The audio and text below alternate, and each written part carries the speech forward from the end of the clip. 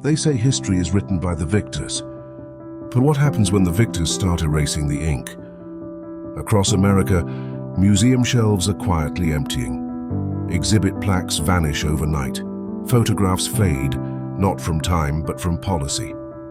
Under the Trump administration's new directives, entire chapters of our shared story are being dismantled, piece by piece, until the gaps themselves become the narrative. This series is our counterweight. We will step into the silence left behind, unearth the artifacts, the voices, the truths that are being swept from public view. From war heroes to cultural trailblazers, from painful reckonings to proud triumphs, these are the stories they don't want you to remember. History isn't just a record, it's a warning. And if we let it vanish, we might not see what's coming next. They can pull artifacts from the glass, strike names from the plaques, delete the photographs. But what they cannot erase is the truth that lingers in the silence. The more they erase, the louder we remember.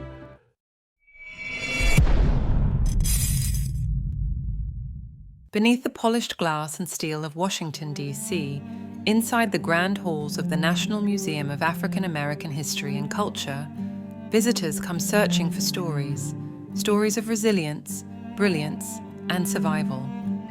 But what if one of the most important voices in African American history has been quietly erased from those shelves? Not because it was forgotten, but because someone decided it no longer belonged. The name is George Washington Williams. Today, most Americans don't recognize it, but in the late 19th century, he wrote something extraordinary: The History of the Negro Race in America from 1619 to 1880.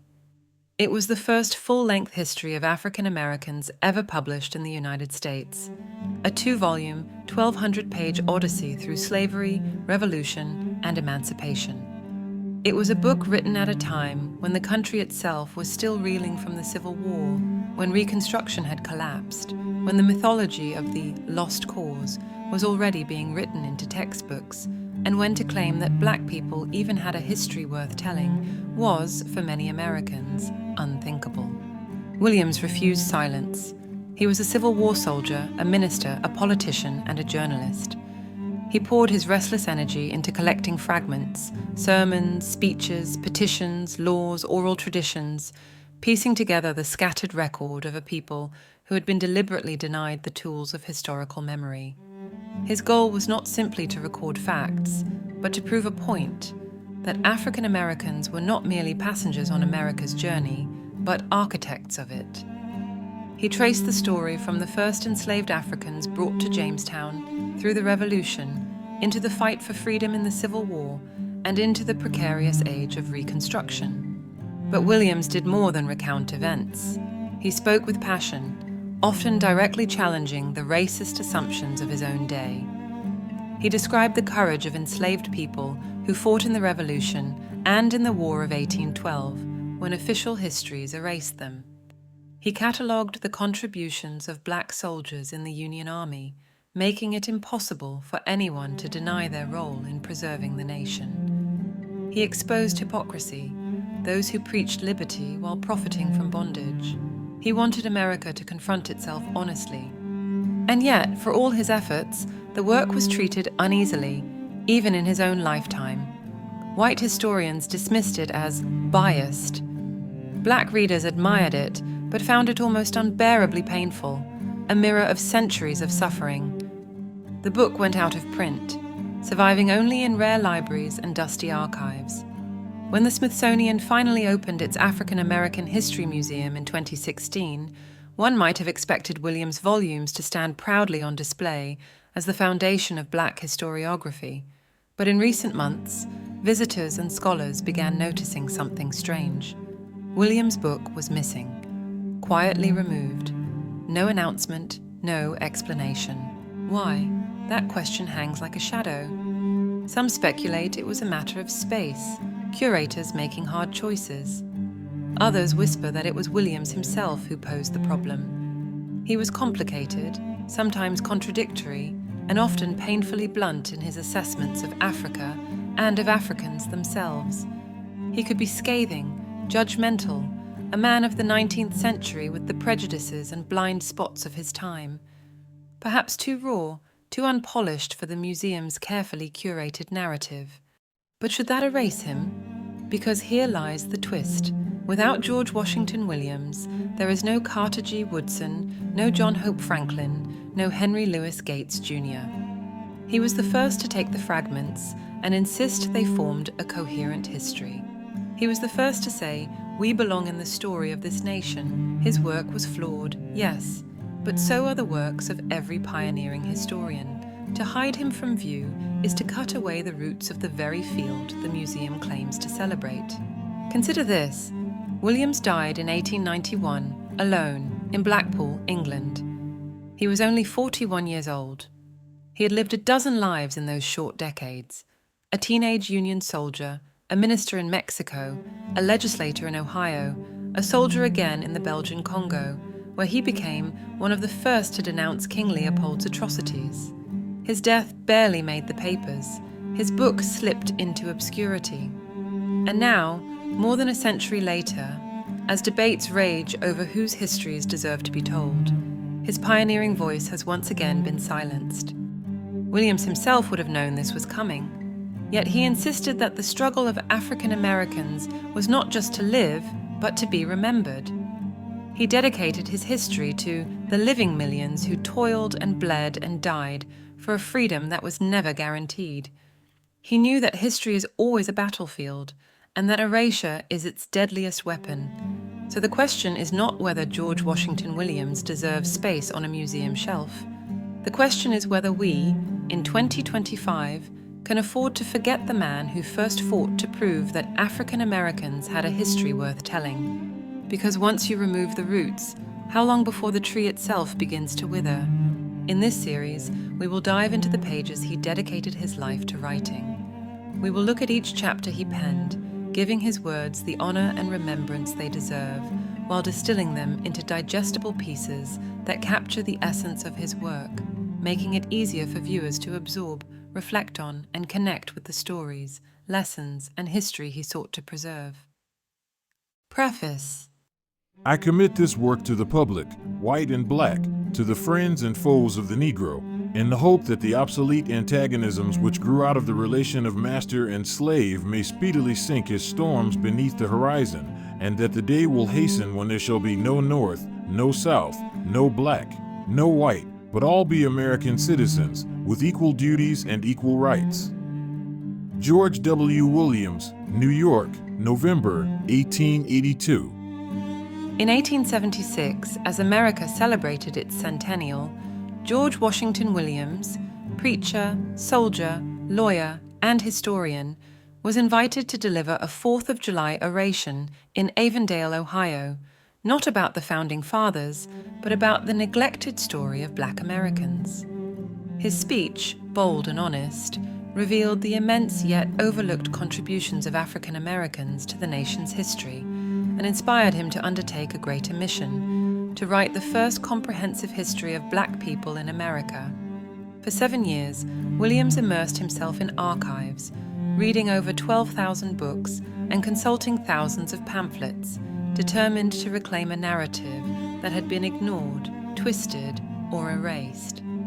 He exposed the lies once used to justify slavery, reminded Black Americans of their African heritage, and emphasized their unmatched patriotism and heroism throughout every struggle in the nation's history. His work was not just about correcting the record, but about inspiring pride, unity, and recognition, even urging that Negro and colored be written with capital letters as a matter of respect. With courage and conviction, Williams sought to replace division with truth, leaving a legacy that challenged America to see all its citizens, Black and white alike, as equals in both duty and rights. Chapter 1. The Unity of Mankind. During the last half-century, many writers on ethnology, anthropology, and slavery have strenuously striven to place the Negro outside of the human family, and the disciples of these teachers have endeavored to justify their views by the most dehumanizing treatment of the Negro.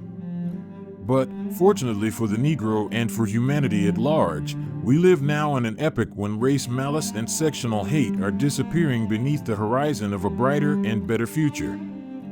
The Negro in America is free.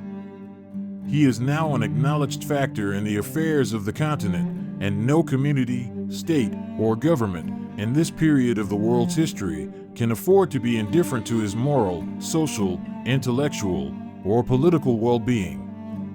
George Washington Williams. For centuries, false claims that black people were less than human fueled slavery, segregation, and dehumanization. But in the late 1800s, George Washington Williams directly challenged these lies in his landmark History of the Negro Race in America.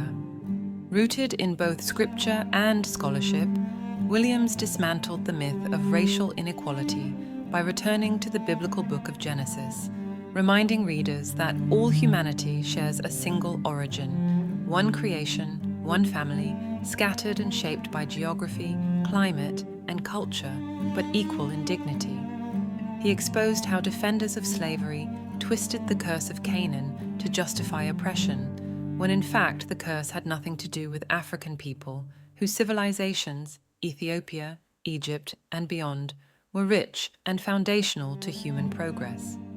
Quoting both Genesis and Acts, God hath made of one blood all nations of men, Williams insisted that differences among races were natural adaptations, not evidence of separate creations. He declared that the Negro in America was no longer a slave, but an active citizen whose moral, social, and political well-being could not be ignored by any government. At its core, his message was both historical and spiritual. Humanity is bound by a shared bloodline and a common destiny, and black people were always human, always family, and always meant to be part of the story. Dean. Chapter 2. The Negro in the Light of Philology, Ethnology, and Egyptology. It is rather strange that the feelings of Dr. Knott toward the Negro were so far mollified as to allow him to make a statement that destroys his heretofore specious reasoning about the political and social status of the Negro. He admits the antiquity of the Negro, but makes a special effort to place him in a servile state at all times, and to present him as a vanquished vassal before Ramses III and other Egyptian kings. He sees no change in the Negro's condition, except that in slavery he is better fed and clothed than in his native home. George Washington Williams. Africa, the cradle of civilization, is not a dark continent, but a land of light, power, and enduring influence, the ancestral home of the Negro race and a central force in world history. Stretching across 11.5 million square miles, rich in rivers, coasts, gold, ivory, and ancient cultures. Africa's people were not latecomers to history, but present and prominent from the beginning. Egyptian monuments as early as 3000 BC record African races as Kesh, and by 2200 BC, pharaohs encountered vast black nations deep in Nigrisha. Murals, tombs, and records depict Africans as warriors, advisors, and rulers, not slaves, with armies serving in Jerusalem under Shishak and later valued as soldiers across Arabia and beyond.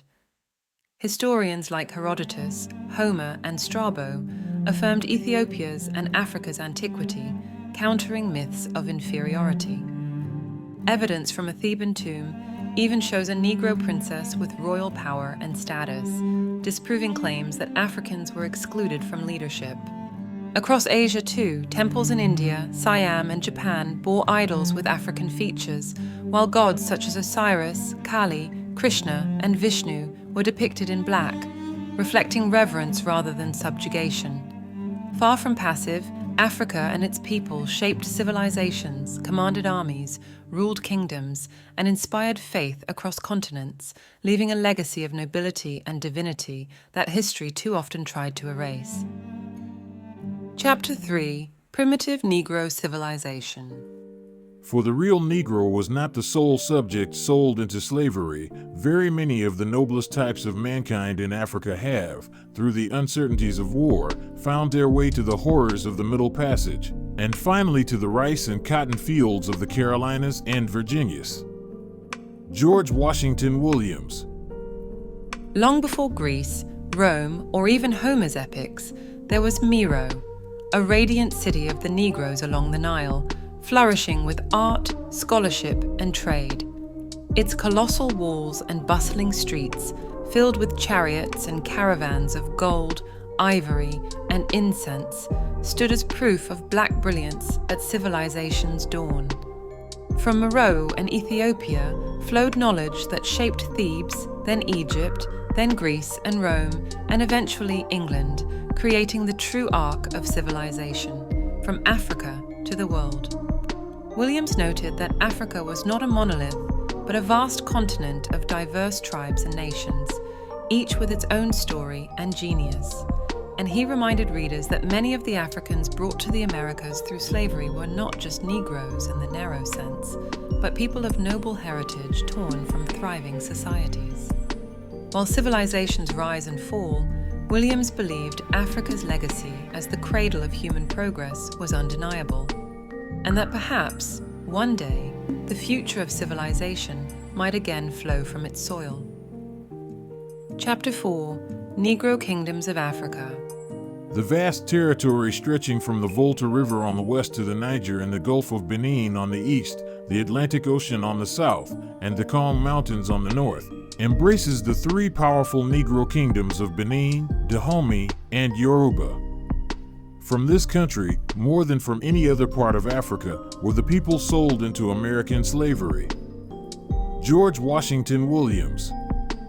West Africa was once home to powerful kingdoms, Benin, Dahomey, and Yoruba, each with stories of glory, tragedy, and transformation. Together, these kingdoms reveal Africa's complexity, empires undone by slavery, yet resilient enough to rise again, leaving legacies of strength, culture, and faith. In Benin, the person suspicioned of witchcraft was speedily found guilty and adjudged to slavery. The guilty and the innocent often shared the same fate. The thief, the adulterer, and the aged were seized by the rapacity that pervaded the people and were hurled into the hell of slavery. George Washington Williams. a land of order and black power, Benin first welcomed Portuguese explorers and Christian missionaries, but the alliance soured as the slave trade took root. Farms were abandoned, neighbors turned on one another, and captives were sold for rum and tobacco until the empire collapsed. Yet, in time, British abolition efforts ended the trade, and Benin's people rebuilt their lives through agriculture and palm oil commerce. In Dahomey, the entire population is converted into an army. Even women are soldiers. Whole regiments of women are to be found in the army of the King of Dahomey, and they are the best foot regiments in the kingdom. George Washington Williams. Dahomey, forged in blood when its founder Takudons built a palace over the slain body of his enemy, became infamous for warfare, human sacrifice, and its deadly regiment of female warriors. Its king was revered as a god, polygamy and slavery dominated daily life, and captives paid with their lives in brutal ceremonies. Yet even here, Williams saw hope in the influence of Christian missions. The people of Yoruba had been slaves in this country and had been taken to Sierra Leone, where they had received a Christian education. Their visit, therefore, was attended with no ordinary interest. They recognized many of their friends and kindred and were agreeably surprised at the wonderful change that had taken place in so short a time. They returned to Sierra Leone only to inspire their neighbors with a zeal for commercial and missionary enterprise. George Washington Williams. Yoruba's story was one of devastation and rebirth. Once entangled in the slave trade through Lagos, it was shattered by war and raids, but survivors found refuge in Abeokuta, under the rock, where they built a thriving city of unity, faith, and commerce. Freedmen returning from Sierra Leone, including the remarkable Bishop Crowther, brought education, Christianity, and renewal, translating the Bible into Yoruba and leading their people from bondage into hope. Chapter 5: The Ashanti Empire. In the heart of West Africa, the Ashanti Kingdom rose from a small tribe into a powerful empire through the vision and leadership of Osei Tutu, who forged victories over Sarum, Buntuku, Denkera, and Axim, establishing Kumasi as the empire's heart. His sudden death in battle nearly unraveled the realm, but his brother Osei Opoko restored unity, reconquered lost provinces, and secured Ashanti dominance with both military brilliance and wise governance. He proved himself a statesman, a soldier, and a wise ruler. He organized his army and took the field in person against the revolting tribes. He reconquered all the lost provinces. He defeated his most valorous foe, the king of Gaman, after driving him into the Kong Mountains. When his jealous underlings sought his overthrow by conspiracy, he conquered them by an appeal to arms. His rule was attended by the most lasting and beneficent results. He died in 1742 and was succeeded by his brother, Osei Okwasi. George Washington Williams. Successors like Osei Kudjo expanded influence across the region, though clashes with rivals like Dahomey and later with British imperial power tested the empire's strength. The Anglo-Ashanti Wars ultimately brought the empire under colonial rule, but Ashanti resilience endured. Today, their legacy is celebrated not only in Ghana's cultural identity, but also in symbolic gestures such as the return of royal treasures, reminders of a people whose golden throne, military might, and enduring spirit continue to echo through history. Chapter 6: The Negro Type. If the reader will turn to a map of Africa, the mountains of the moon will be found to run right through the center of that continent. They divide Africa into two almost equal parts. In a dialectic sense, also, Africa is divided. The mountains of the moon, running east and west, seem to be nature's dividing line between two distinct peoples. North of these wonderful mountains, the languages are numerous and quite distinct and lacking affinity. For centuries, these tribes have lived in the same latitude, under the same climatic influences, and yet, without a written standard, have preserved the idiomatic coloring of their tribal language without corruption. George Washington Williams. Africa is a land of breathtaking diversity, divided not only by mountains and rivers, but also by languages, cultures, and appearances shaped over millennia. North of the fabled Mountains of the Moon, explorers encountered tribes whose dialects remained distinct and untouched despite centuries of shared climate. Southward stretched a great family of peoples, ranging in complexion from pale to deep black, from small-statured groups to towering tribes like the Vai. Early explorers often tried to explain this variety through climate and geography, claiming that harsh swamps and tropical lowlands physically altered people, darkening skin, changing hair, weakening bodies, and even diminishing intellect. These theories, however, said more about 19th century prejudice than truth. In reality, what endured was not decline, but resilience. Africans faced disease, wild animals, intertribal wars, the devastations of the slave trade, and the horrors of the Middle Passage. Yet out of this crucible, millions survived, building new lives in West Africa, the Americas, and beyond. From bondage rose families, cultures, and nations, proving wrong those who saw only brokenness.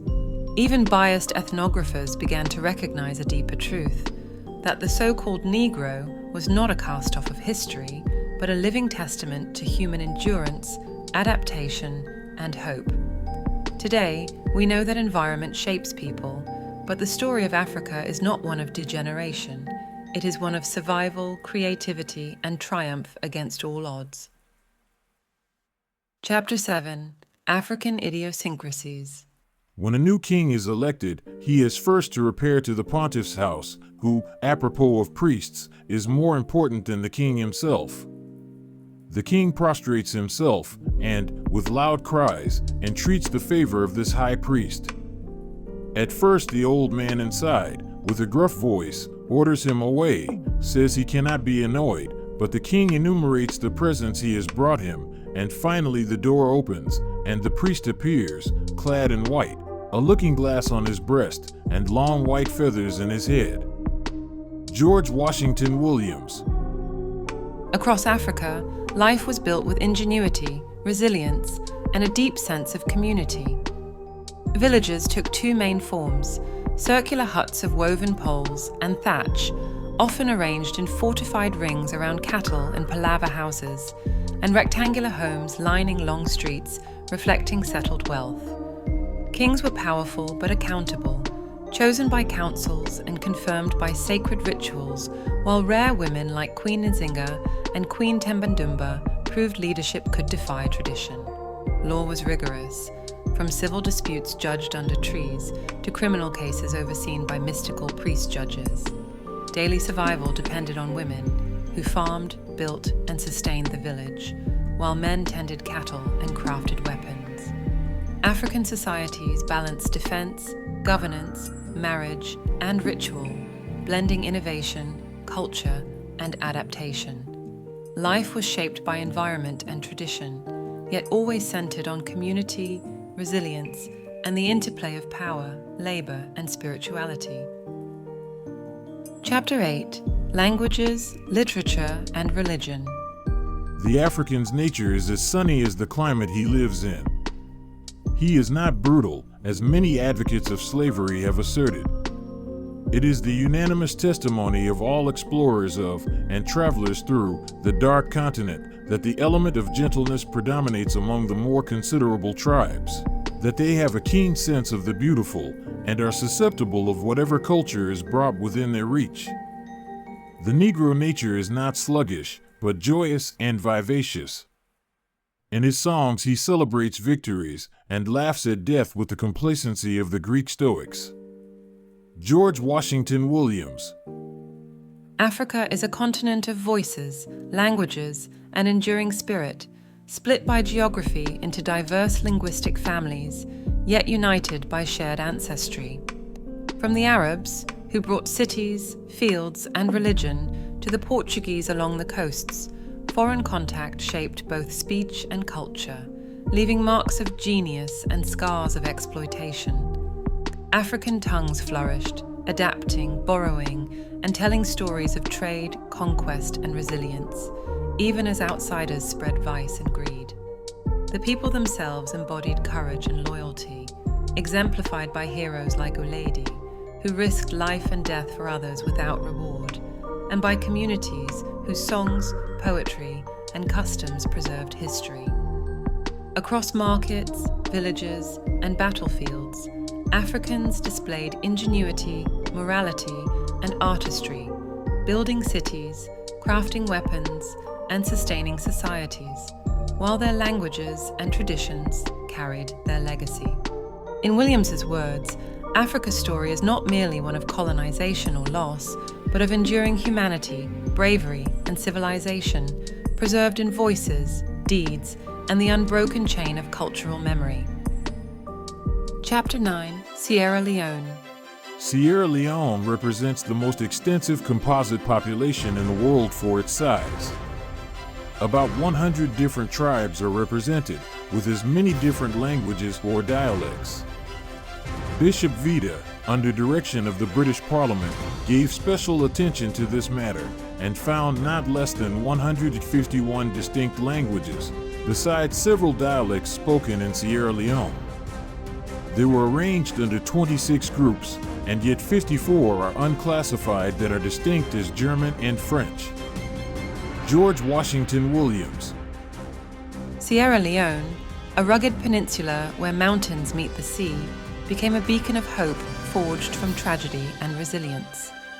Founded in the late 18th century as a home for freed black people, including loyalists from America and rebellious Maroons from the Caribbean, the colony endured fever, famine, and internal strife, yet survived through faith, determination, and strategic leadership. When Britain outlawed the slave trade in 1807 and patrolled the African coast, Sierra Leone grew into a sanctuary for liberated captives, swelling from a few thousand settlers to to tens of thousands by the mid-19th century. Alongside survival came spiritual and educational transformation. Missionaries from the Church of England and Wesleyan Methodists planted schools, seminaries, and churches, nurturing literacy, faith, and community, while native Africans became teachers and leaders. The colony flourished as a diverse mosaic of cultures, tribes, and languages. 151 tongues grouped into dozens of families, each carrying stories of resilience. From the ashes of slavery, Sierra Leone became a testament to human dignity, proving that even in the darkest soil, light, hope, and civilization could rise. Chapter 10: The Republic of Liberia. The circumstances that led to the founding of the Negro Republic in the wilds of Africa perished in the fires of civil war. The Negro is free everywhere, but the Republic of Liberia stands, and should stand until its light shall have penetrated the gloom of Africa, and until the heathen shall gather to the brightness of its shining. May it stand through the ages as a Christian republic, as a faithful lighthouse along the dark and trackless sea of African paganism. George Washington Williams. Liberia, a slender stretch of West African coast between Cape Palmas and Cape Mount, was born as a nation of freedom, founded by free and formerly enslaved African Americans seeking a second chance. From the early settlements of Monrovia and Cape Palmas, supported by the Maryland Colonization Society and visionaries like Reverend Samuel J. Mills, settlers faced disease, conflict, and scarcity, but persevered, building schools, churches, and governance structures. The colony expanded through negotiation and alliance with local tribes, creating a vibrant Christian, self-governing society. By 1847, Liberia declared independence, enshrining freedom and the abolition of slavery in its constitution, standing as a moral and political beacon amid a world still rife with oppression. Missionaries, educators, and settlers nurtured a republic of laws, commerce, and education, while the nation navigated the pressures of international trade and accusations of complicity in the slave trade. From its precarious beginnings to its recognition by global powers, Liberia became a symbol of resilience, justice, and hope, a living testament to the possibility of liberty, self-determination, and the triumph of human dignity over centuries of bondage. Chapter 11, Résumé. We stand in line and are in harmony with history and historians, modern and ancient, sacred and profane, on the subject of the unity of the human family. There are, however, a few who differ, but their wild, incoherent, and unscholarly theories deserve the mercy of our silence. George Washington Williams. During the late war, many who spoke against black people were silenced by the heroism of the despised race, and since then, their former detractors have often praised them. History confirms the unity of the human family, though a few unscholarly dissenters exist. The Negro race is ancient and recognized in the histories of Egypt, Greece, and Rome, though its position has often been marginalized. While environmental and social factors degraded some African populations, slavery in the United States awakened dormant qualities, particularly religious faith. And now, as American citizens, many are moving toward rationalism. Williams calls for focused missionary work and education on the west coast of Africa, Liberia, Sierra Leone, Cape Palmas, urging that native Africans be trained to lead the Christianization and civilization of their continent, supported by the talents and resources of American Christians, emphasizing that Africa's redemption will come through its own people with aid from abroad. And so ends the first part of The First History of African Americans in the United States by George Washington Williams. We've seen a vivid portrait of resilience, intellect, and courage, a story that stretches from the depths of Africa to the beginnings of a new life in America, shaped by both oppression and hope. We've explored the diversity of African peoples, their languages, societies, and the remarkable ways they survived and adapted through centuries of unimaginable hardship. Yet, this is only the beginning. In the next video, we'll move into part 2, where Williams delves deeper into the African American experience in the United States, examining the struggles, triumphs, and enduring contributions of a people forging identity and freedom in a land that often sought to deny them both. The story continues, and the journey is far from over. Thank you for watching. Please don't forget to like and follow the channel, where we will bring you a new story each week.